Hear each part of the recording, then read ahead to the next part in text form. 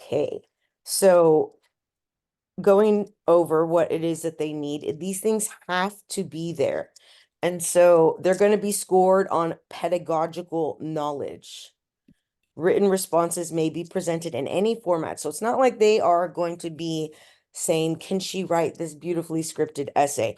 It can be an essay, but it could also be points. You're still going to have these things, even if you use bullet points.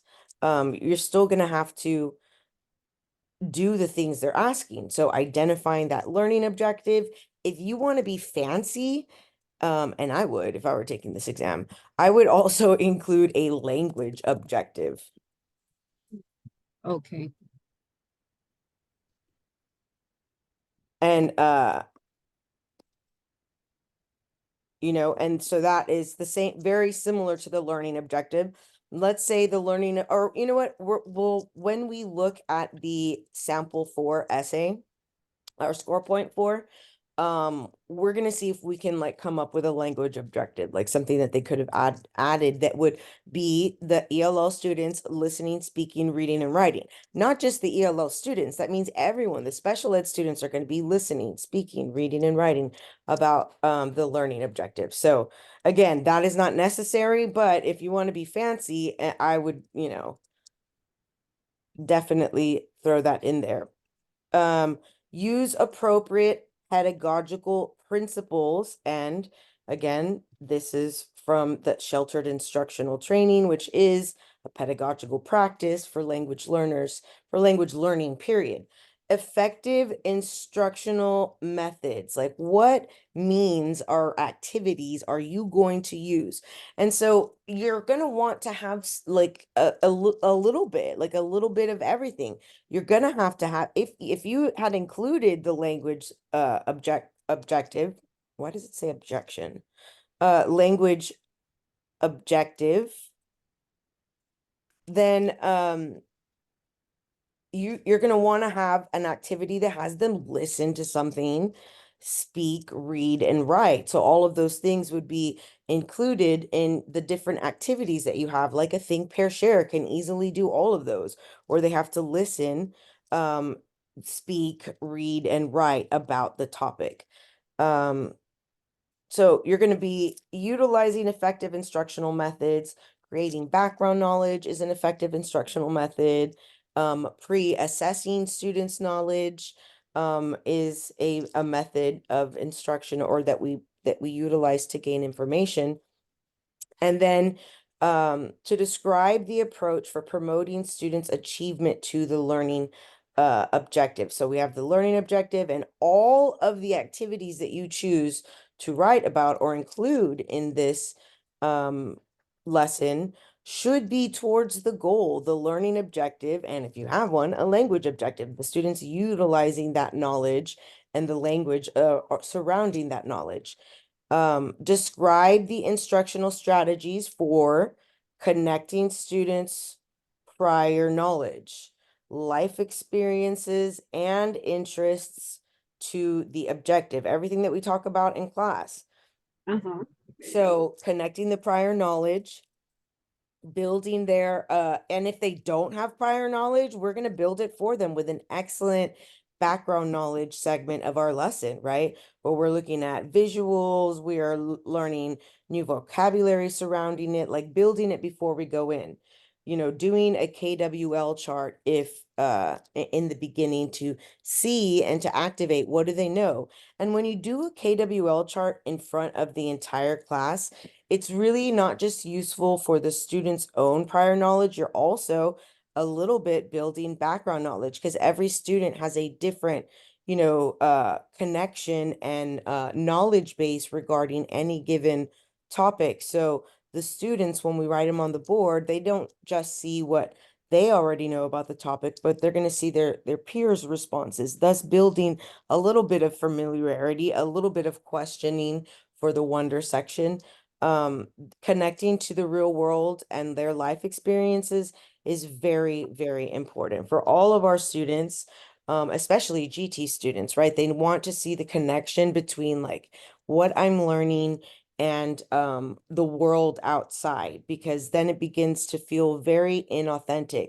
If I can't make a connection between what I'm learning and its usefulness in my life, the brain is like an alive thing and really is not going to resonate. You're not going to get the same sort of engagement in the content and the knowledge. So trying to, connect it to the students, connect it to the real world and real life experiences, very important.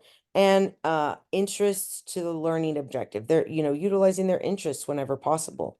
What we know about the age group, grade level, or things that are going easier to do, things that are, going on in real life. And sometimes includes interests. Identify potential safety issues and discuss methods for securing student safety during instruction. So there's different types of like safety concerns regarding trade, because there are just so many different trades and industries that are under that this umbrella exam. It's kind of like the PPR is the same for all of the content specific, academic specific, like ELAR, mathematics, theater teachers. And so under trade PPR, we have culinary artists, but we have welding, we have electrician, criminal justice, cosmetology. There's so many different. And so the goal of this exam is, to assess your pedagogical knowledge. So you're going to have to use like the teak that they give you to sort of assume sometimes the potential safety issues that might arise and what we would do in order to ensure student safety. But I think the one that I have in the example is not a super like unsafe topic like the teak. It's not a welding teak or anything like that. So, and I don't think that you'll get specific teaks for the trade. Like, I think it would be unfair. It's usually something that's general and it has to do, well, it has to Yes. do with like business ethics or workplace, something that is applicable to everyone, to whether you're cosmetology, whether you are criminal justice. There are certain like industrial trade behaviors and ethical practices that we all abide by. So it's usually one of those. Okay. Describe how the instruction will be accessible. How are you differentiating for students, including those with special needs? So if you have a language objective, that's already one way that you are differentiating for language learners, for ELLs, and also for those with special needs, because it's going to increase the amount of like conversation and support, especially if you say over here that you've carefully crafted your think pair share, pairs, so that, ELL students are partnered with a native English speaker. Special ed is partnered with GT students, even if you don't have them, pretend, for the purpose of the lesson, so that, you can show this is how I'm differentiating and, for the needs of all of my students, and do it for different learners, right? So there should be something visual, there should be something audio, and there should be something that within the lesson itself and the activities, and it doesn't have to be every activity, but just make sure you have a mix in there so you can say, and I've also provided this, and this for the different learning styles, how did you make your instruction accessible?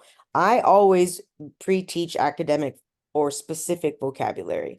And I think that the example or of a really good essay, like it doesn't do that, but it does something else, which is sort of working backwards, and I like it, and we'll discuss why in a little bit. Um, and then, as we spoke before, your assessment method, the appropriate method of assessment. What data are you going to gather to assess whether the students mastered the learning objective?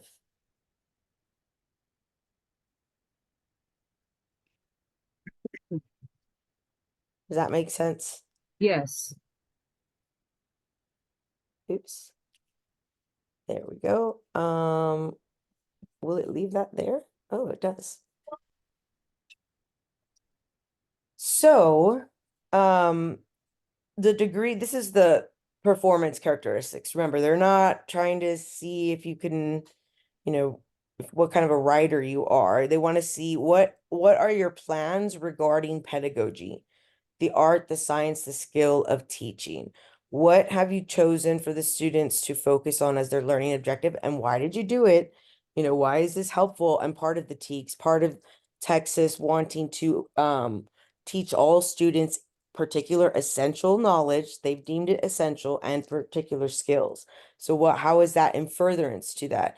Using appropriate pedagogical principles, your instructional strategies, how you're connecting it to these important things that we know are going to make the big difference. Like pedagogy teaches us that without connecting to students to prior knowledge, their brains are not alerted yet and haven't made a connection. There's not a place for them to put this new stuff that's already there. We're working from zero. And if that's the case, we know best practice is to help create some sort of understanding, some background knowledge if you don't already have something to work with. If not, then we're just sort of shooting in the dark and they might make connections or might not. And so the safety issues, your differentiation of instruction, which makes it accessible for all students, and that's the goal. It's all of, our standards document, making sure that we are able to plan instruction that is accessible for all students, regardless of their needs, regardless of their skill, or disabilities. So talking about that, and then the assessments that you would use. So doing that, and I know you have the language to discuss about it, right? I know Yeah. that you should be familiar with why we need prior knowledge and why we have to differentiate for the different students. So the completion is you giving them everything here. That look at A, you're not just giving them the learning objective, you have a strong rationale. Why did I choose this? So giving them everything is the completion. Oops. And then the application of the content. So the relevant knowledge and skills that the students are supposed to receive before they leave our classroom, the degree to which you can apply relevant knowledge and skills and respond actively and effectively. And then the degree to which the candidate supports the response with appropriate evidence, examples, and explanation based on relevant content knowledge and skills. So don't leave anything up for like guessing, right? So if you're saying you're doing this prior knowledge because it's going to make them do this and they'll be more ready, like talk about it in the way that you know about it. Explain why you're making these particular choices in throughout your lesson, what particular things you're bringing in and why. If I'm going to do a think, pair, share, I'm also I'm going to have the questions already thought out, peppered throughout the lessons and activities, and I'm going to have them on the board. I'm going to read them, and the students are going to have their own copy at their desk. Some students need the paper, especially special ed students, and our students to write on them their, responses to utilize during Think, Pair, Share. And everything that I do that's purposeful, I'm going to make sure that I explain why I'm doing this. What pedagogical rationale do I have for what I'm doing? And if you do that, again, you're going to be in a really good position. They want to see, do you know the pedagogy and ways to create a lesson, to create instruction, and assess your students? Okay. This question requires you to demonstrate your knowledge of the subject area by providing in-depth written response. So you'll let me see.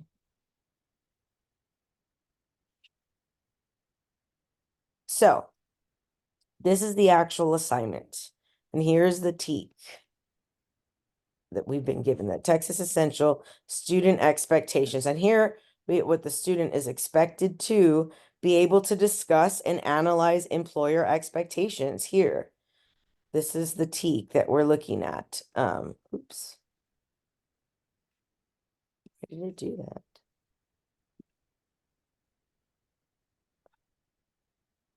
Let me highlight. So you're planning an introductory lesson.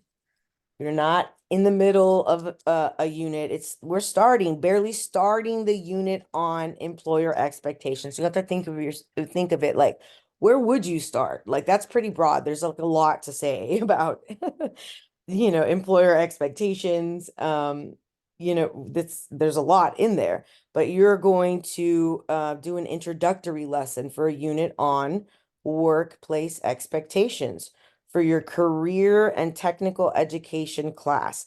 And so the career and technical education TEKS, those are applicable and expected for all trade and industrial students, right? So regardless if you're criminal justice or culinary arts or welding or HVAC or cosmetology, everyone is expected to know the criminal, I don't know, it's like, because I was saying criminal justice, career and technical education TEKS, right? They're all about career and technical education and what is necessary in order to endeavor in that. So this is specifically on workplace expectations. And we're going to and they gave us this sort of broken down of what we just went over, but the one learning objective, again, if you want to be fancy and differentiate for literally everyone language wise and language building, but especially our special ed and our ELL. But the learning objective to the introductory lesson that is aligned with the targeted standard. We just looked at it. It's right here. The instructional activity, so the same from before, including the types of materials and strategies you're going to particularly use. So if you're building background knowledge, that's a teacher strategy. If you are, and the building of the background knowledge has to be described. So I would show a video and we would do a KWL together. And what particular things are you doing during that section? And remember, we do different things in the beginning of a lesson, then we do during a lesson, then we do at the end of a lesson. And so you could even have the students write in a journal to reflect on what they learned. And then you would look at the journal entries to assess whether or not they understood whatever it is that you just taught them. There's so many ways that we can assess our students. It doesn't just have to be, the traditional type of assessment, which is like a quiz or, even us asking questions or their response to the think, pair, shares. Which they write down. And then if you've given them, the questions, you can even say in bigger print and a lot of space for them to write down. Because honestly, people work better with that. And I know that of my students. So if I was going to ask like maybe 2 or 3 questions, pointing questions throughout a 45-minute class that I wanted them to do think, pair, shares on, then I would print those out, get and make copies made, and there would be one question at the top of each page, and then a lot of space for them to generate their ideas and their response. If I wanted to include visuals to help my ELL students, like next to the questions, to help them, then I would do so in order for them to sort of understand and be able to participate. They all have to participate at the level that they're at. The things that I give them help them participate better. So I would give them their questions. If it was 2 or 3, then they'd get 2 or 3 sheets. And I normally would staple them together for them. But then I realized that they needed to be stapling their own stuff. So that became a thing that we did, but sometimes it was like a time-consuming task. But anyway, so give them those things so that they had them, but that was a particular strategy, and the materials that I gave them was a particular thing. And if you include those, you have to explain how that's going to help, So, I mean, if I give them those pre-printed out questions, and they know at some point they're going to have to answer them. And with the visuals, then I'm helping the tactile learner, those that need visuals and language learning, in order to get them to be able to understand what it is that we're, working on, trying to achieve with the objective.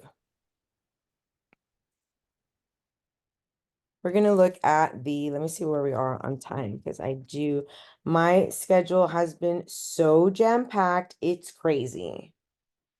Um, it's really been quite busy because I could imagine. everyone's trying to, um, Pass. yeah, everyone's trying Can to we all- pass and get in. And Yes. Oh, And it's always that way. Like, this is always the busiest time of year for me, which is kind of crazy because every year that I was a teacher, summers were the only thing that were my own. And that's because I always taught summer school. But now summers are my like busiest time. But because of the teacher shortage, all year long has been my busiest time. There hasn't been like a slow, time where it's like, oh, the districts are quiet, they don't need people. Like, everybody needs people. So yeah, everyone's trying to get it done. right now it's because in August I have to like uh, uh, I'm sorry, you're cutting you out. know, like passed or not. Right. Absolutely. No, I know the stakes are high, and you're cutting out a little bit. Is your internet, or is it my internet that's being weird? Can you hear me? You still there?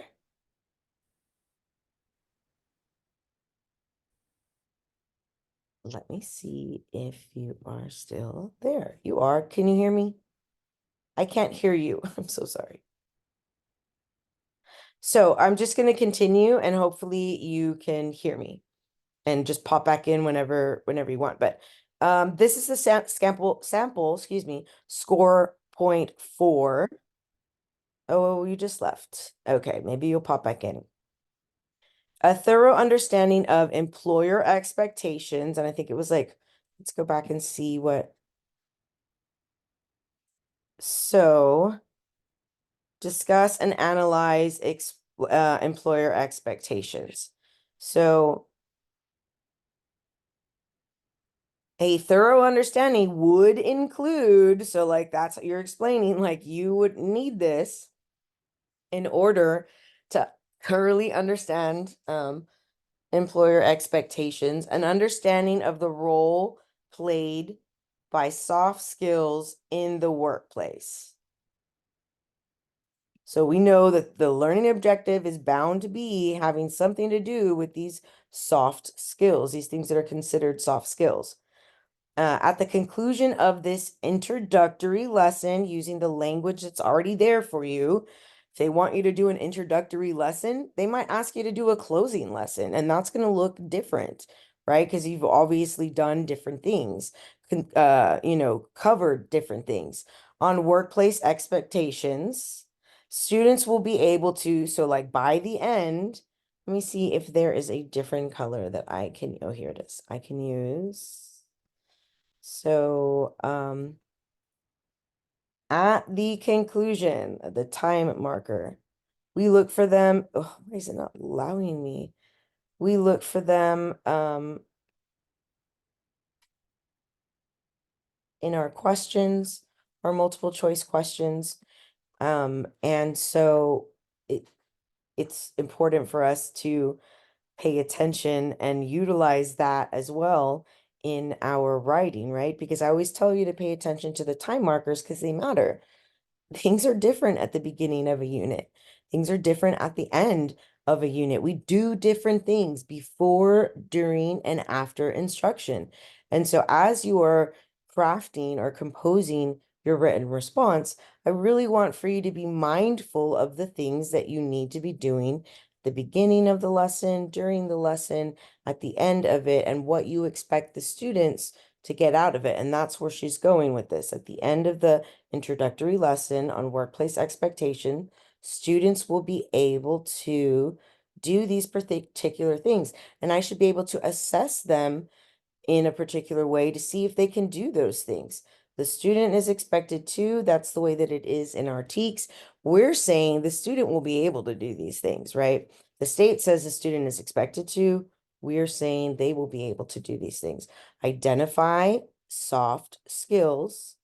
Explain how the soft skills are important to professional success, connecting it to what we're talking about, be able to explain why it's so important for us to know what soft skills are, know what ours are, and be mindful. Determine what soft skills they already possess, they already have. Oops. Determine what soft skills, I don't know why it's not allowing me to highlight. That's sort of annoying. I'll just do it underneath. Huh. Okay, so I wanted to point this out to you because we're going to go to what the score point two and take a look at it. So I want for you to look at the language that is being used. And again, you don't have to write in even in this paragraph form. Like I said, when we looked at the rubric and at the directions, you can do it in other ways. Although it never hurts because you are going to be giving you know, a lot of explanation and hopefully examples and connections. And so that is going to start looking like a paragraph, even if you have them bulleted. But again, you don't need to worry about you know, syntax. Let's take a look at the first paragraph for score point two. And we already know, you can already just by looking at it, see that there's a lot less explanation that is going to be happening here. So employers want employees who are responsible and reliable. Okay. By the end of my lesson, students should become familiar with generally accepted employer expectations. One of these is effective communication. Okay. So I don't see the clearly laid out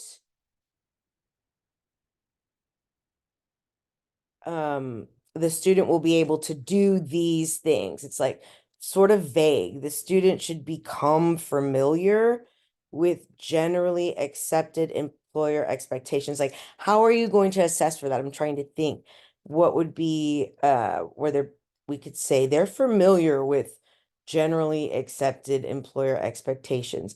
And the one it says one of these is effective communication, but I don't even know if that is going to be the goal of this lesson just yet, because I haven't seen the clear learning objective like we did in the score point four.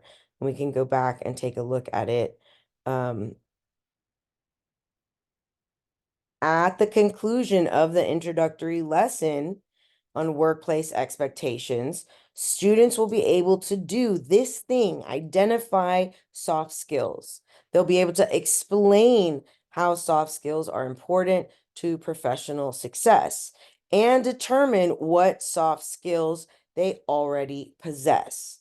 So, just using, you know, the score point two and sort of question stems that I would make for my students. At the conclusion of this an introductory lesson on workplace expectations, students will be able to identify between verbal and nonverbal communication, explain how verbal and nonverbal communication are important to professional success, and determine what this is the last one, or maybe we could just leave it off. But in any event, that would have been a more clear learning objective regarding communication that we see in paragraph two. So going through and looking at, you know, what they've done, what was written, and the differences, you can see how the rubric is being, you know, applied. And let's look at the rationale. Score point four reflects a thorough understanding of relevant content knowledge and skills. The response fully addresses all of the assignment, demonstrates accurate, highly effective application of relevant content knowledge and skills. The response provides strong evidence, specific examples, and well-reasoned explanations explaining your thought, why I'm doing a particular strategy, why I chose to give out questions that I'm going to ask later with visuals that would be helpful to understanding or to connection to what I had previously instructed or we had discussed. Um, really fleshing those out for them. So you can go and read the 5 tasks that they asked, they're fully addressed. And it even tells you how. The first paragraph identifies 3 learning objectives. You don't have to do 3, you could do just 2, which is why I say we could throw out the other one when I was using, score point 4 to make score point 2 better. Um, if I can't make it work, just throw it out. You don't need to do 3. The task asks you to do 1. That is, if they had just done 1, it would have been complete. But they provided 3 learning objectives aligned with the target standard that they said. Um, the second and third paragraphs describe appropriate instructional sequence, including strategies, slide presentations, handouts, think, pair, share. Ooh, they used to think, pair, share. And having out the slide presentation as handouts so that they can write notes and do stuff, very important. Again, for our tactile, for our kinesthetic, and our special ed and our ELLs to have those visuals there with them. The fourth paragraph explains why the activity would be effective. Why would this even work?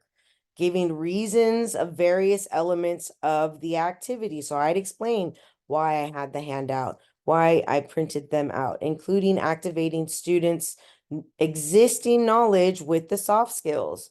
That's prior knowledge. The fifth paragraph explains the strategies for differentiation of instruction. What am I doing in order to address learning preferences and students' particular needs so that whatever it is that I'm doing, it is accessible to all students, our ELL, our special ed, 504, GT, everybody is getting the benefit from the particular things that I've brought in order to remove barriers to instruction, remove barriers to comprehension. The sixth paragraph just describes the method of assessment. It describes the materials used, the method by which the assessment would be administered, and the uses to which the data, this is important. How are you using this data? And every assessment that we do is to that end, for that reason, to gather data that is about our students' progress, their growth towards the learning objective. And they had 3, which is why I always tell my students, don't make it complicated. Try to choose 1. If you have 1 or 2, that's awesome, because you should be assessing all of the learning objectives. And again, they wrote 3 learning objectives. So the method by which you're going to be assessing them. And then the application and the support. If we go back to score point 4, they do a little bit fancy work with the vocabulary. I always predefine and build background knowledge around the context, but also the language that's going to be used so that they understand. She works sort of backwards in that she is not giving the definition up front. And they're sort of thinking about it beforehand. She says, I would begin the lesson by using a slideshow to present students with the following scenario. You have been offered the opportunity to meet with a potential employer tomorrow to talk about your dream job. You want to make sure this person has a positive opinion about you. By the end of the meeting, at the end of the meeting, describe how you would make the best first impression possible. I would provide the students with a printed version of this slide with blank space where they could record their ideas. Again, I really like doing this. It's important for students to have their own stuff to write the notes on and so that they can focus on, the task at hand. After students spend 5 minutes brainstorming ideas about making a good impression, I would then use the think, pair, share method, my favorite, to allow students to process the information. And this would be great, like having whatever it is that they wrote down in those areas, sort of go over that and exchange ideas. It's excellent for our ELL students. It's excellent for our special ed students.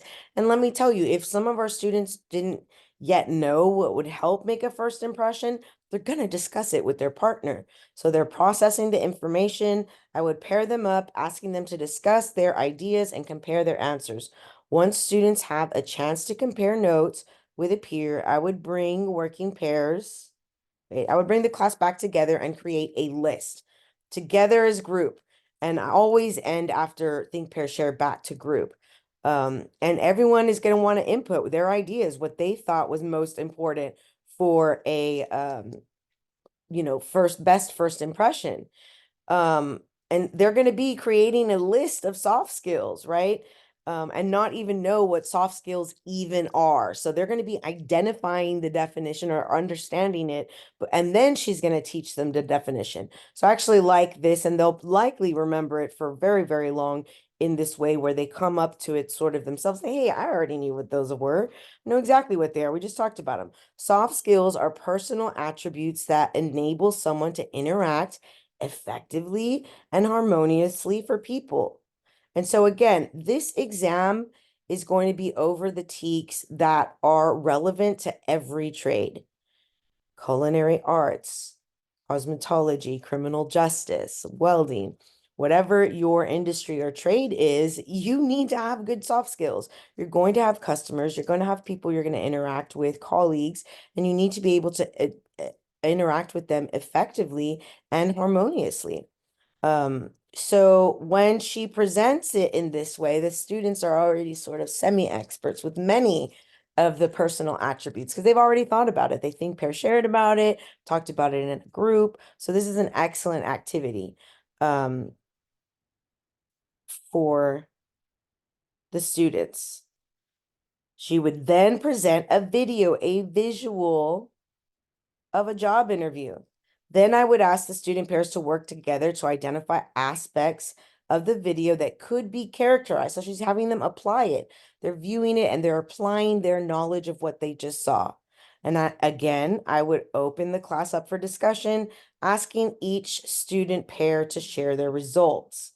So they have to identify it from the viewing, from the job interview they're doing it. And so I think that it's really important, as you are preparing for this exam, that you take a look at the TEKS that in 127.14 in the career and technical education class, and identify and try to practice. Just try to see, look at a TEK and see if you can come up with a general lesson, for the specified scenario, right? Because we're doing an introductory lesson and they might give you coming up with a conclusion lesson. But thinking about those best practices, thinking about the pedagogy that we talk about every day in class is really important because that's what they're asking you for. Can you create a plan for the students based on the TEKS that is targeted towards a goal? And if you want to be fancy, you can include the language objective. Can you support all student achievement, regardless of the need, regardless of the skill level or ability? Are there things that you brought into your mindful creation of the lesson that are going to support our students achieving mastery? And how are you even going to assess whether they're achieved mastery? There's so many different ways. So as long as you provide them with these things, utilize the specific language that we utilize when we talk about pedagogy, right? Bringing in that and pointing out when you're activating prior knowledge, when you're differentiating instruction so that all students have access to success. Utilize that language and you will do just fine. Thank you so much for attending, even though I'm talking to myself now because Michelle, something happened with the Zoom. But I did want to finish the video because I know so many people need help on this particular area. So go paragraph by paragraph in the sample essays, like go second paragraph and then go look at the second paragraph in the score point two. You're going to see what the glaring difference is and hopefully model your practice and certainly the essay on the day of the exam after those after that, score point four, utilizing all of the language, making sure that you are connecting the dots and explaining why you're doing particular things. Okay, good luck as always, and email me if you need something.